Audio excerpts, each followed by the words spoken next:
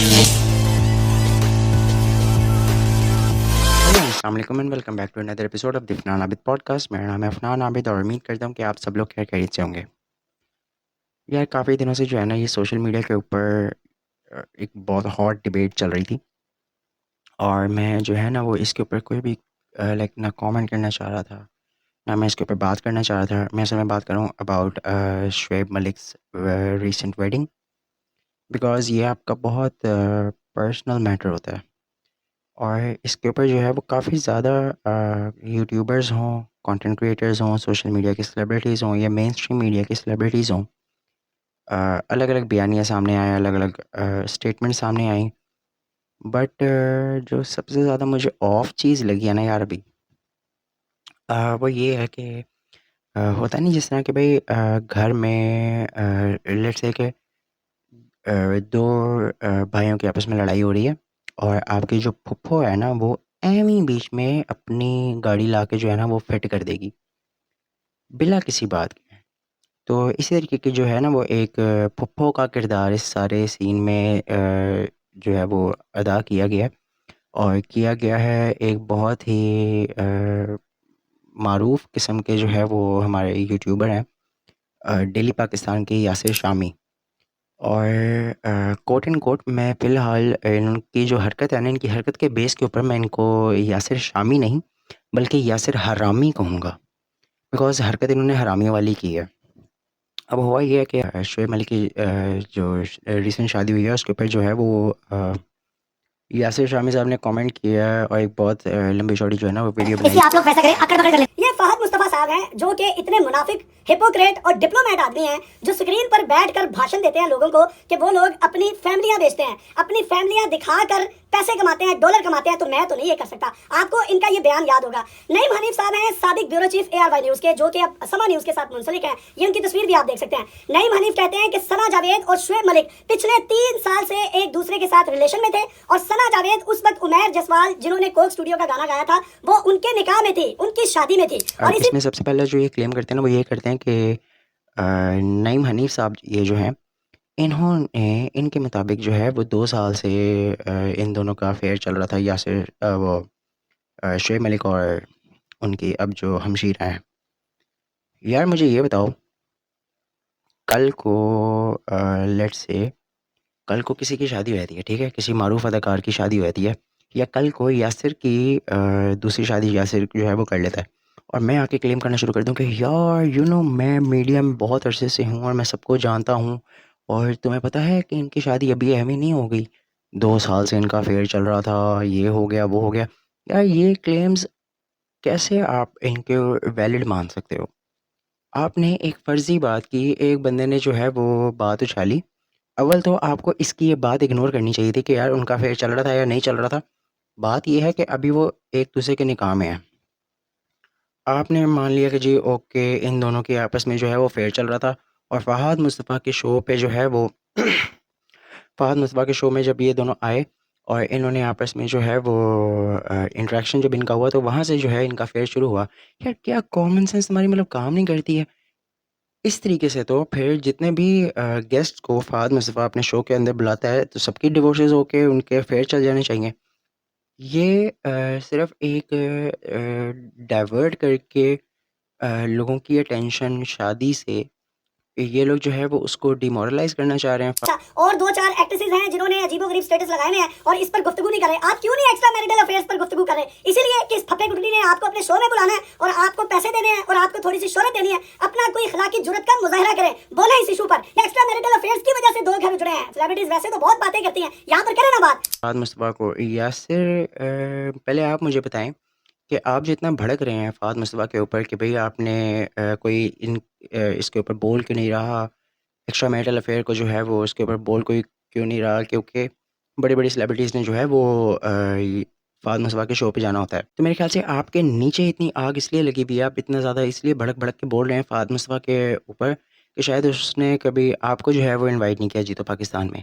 तो यार एक आधी अगर बाइक-बुइक चाहिए तो बातचीत कर लेते हैं, वो हो जाएगा कॉमन ग्राउंड्स के ऊपर जो है ना, वो आप उसके किसी असिस्टेंट वग़ैरह को या उनके किसी कोलीग वग़ैरह को वसीम बदामी वग़ैरह या इकरारुल हसन साहब इनको में से किसी को कांटेक्ट करें और आपको भी जो है वो एक आधी बाइक जितवा देते हैं, जीतो पाकिस्तान में, आपका भी कीड़ा ठंडा हो जाएगा। और सेकंड पॉइंट मेरा ये था कि ये सब कुछ जो भी आपने कंट्रोवर्सी चलाने की कोशिश की है इस वीडियो में कि भाई फ़ाद मुस्तफ़ा हिपोक्रेट है और ये है और वो है, दोगला इंसान है, और मुझे समझ नहीं आती कि उसके शो में गेस्ट उसने अगर बुलाया है, उसने उमैर जसवाल को नहीं बुलाया। यार हो सकता है कि कोई प्रमोशन हो, कोई प्रोग्राम की जो है वो उन्होंने थीम डिसाइड की हो। एंड सेकंड थिंग इज़ ये है कि चलें मान लें फॉर एग्ज़ाम्पल, मैं आपकी बेइज़्ज़ती नहीं कर रहा, मैं आपके घरवालों की डिसरिस्पेक्ट नहीं कर रहा, मैं एज़ एन एग्ज़ाम्पल जो ज़ाविया जो पॉइंट ऑफ व्यू आपने फ़ाहद मुस्तफ़ा के शो का ज़ाहिर किया ना पूरी ऑडियंस के सामने, मैं उसी पॉइंट ऑफ व्यू के मुताबिक आपसे बात कर रहा हूँ कि लेट्स से कि मैं आपके बेगम साहिबा को जो है वो बुलाता हूँ अपने पॉडकास्ट के ऊपर। मैंने तो बुला दिया, ठीक है, आपके बगैर बुलाया, मैंने उन्हें इनवाइट किया कि भाई आप यासिर शामी के बगैर जो है ना मेरे पॉडकास्ट में आएँ। अब आगे से क्या ये उनका नहीं बनता है इख़्लाक़ कि भाई वो आती हैं आगे से या नहीं आती, वो मेरा इन्विटेशन एक्सेप्ट करती हैं या नहीं करती? ये कहाँ की बात हुई यार कि आपको जो है वो अगर आपने किसी सेलिब्रिटी को बुलाया है तो उसके आगे से स्पाउस को भी बुलाएँ। कितने ही शोज़ हैं जिसके ऊपर जो है वो सेलिब्रिटीज़ को विद स्पाउस इन्विटेशन दिया जाता है। दूसरी बात, आपने कहा कि जी एट द एंड सानिया को ही भुगतना पड़ा, लड़की ही भुगती है, वो चुपचाप अपने बच्चा लेके साइड पे हो गई। उसको पूरा इंडिया क्रिटिसाइज़ कर रहा है। अगर आपको नहीं पता तो मैं आपकी इन्फॉर्मेशन जो है वो उसमें इज़ाफ़ा करता जाऊँ कि सानिया मिर्ज़ा की अपनी बहन ने आके मीडिया के ऊपर इस बात की तस्दीक की है कि डिवोर्स शुएब ने नहीं दी, डिवोर्स सानिया ने खुद लिया। तो अब उसकी बेसिस क्या बनी? क्यों उन्होंने डिवोर्स ली? क्या उनके इंटरनल मसाइल थे या क्या उनकी इंटरनल वजूहात थी जिसकी बेसिस पे वो इस कपल को जो है वो अलहदा होना पड़ा? देखें, जब वो शेयर नहीं कर रहे हैं तो फिर आपको कौन-सा कीड़ा आपको वहाँ पे तंग कर रहा है कि आप जो है वो कुरेद-कुरेद के जो है वो जान नहीं छोड़े? यार, आपको पता है हमारा इस्लाम कहता है कि जो मियाँ-बीवी का रिश्ता है ना वो इतना ज़्यादा करीब है कि जितना हमारे तन से लगा कपड़ा, उससे भी ज़्यादा करीब है। यानी कि मेरे जिस्म से मेरे कपड़े का जो फ़ासला है ना, इससे भी कम फ़ासला होता है मियाँ-बीवी के बीच में। तो यार मियाँ-बीवी की बातें मियाँ-बीवी में रहने दो। तुम क्यों उछाल रहे हो? ठीक है वो पब्लिक सेलिब्रिटीज़ हैं, वो पब्लिक फ़िगर्स हैं, उनकी ज़िंदगी जो है वो पब्लिक है।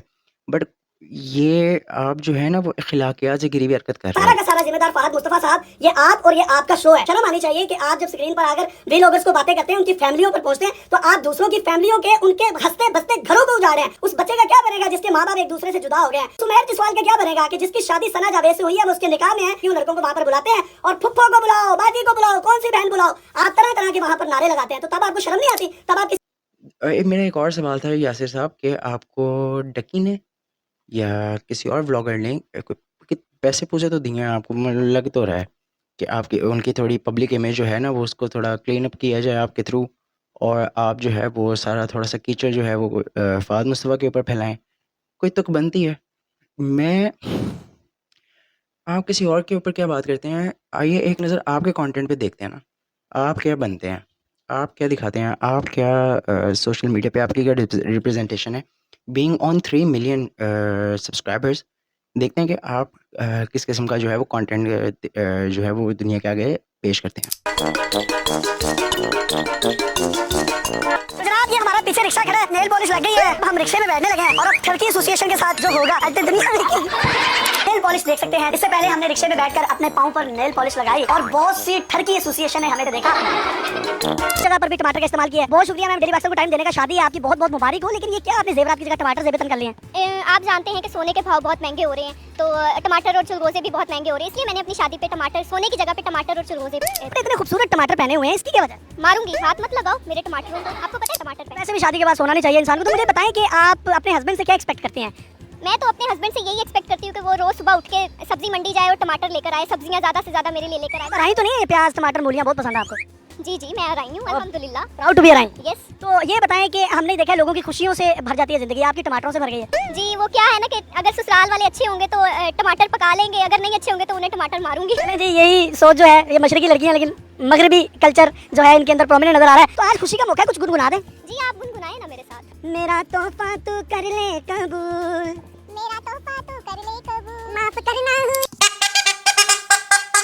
मैं बाजे बजावांगा 14 अगस्त आवेगी नाल तेनू भी रजावांगा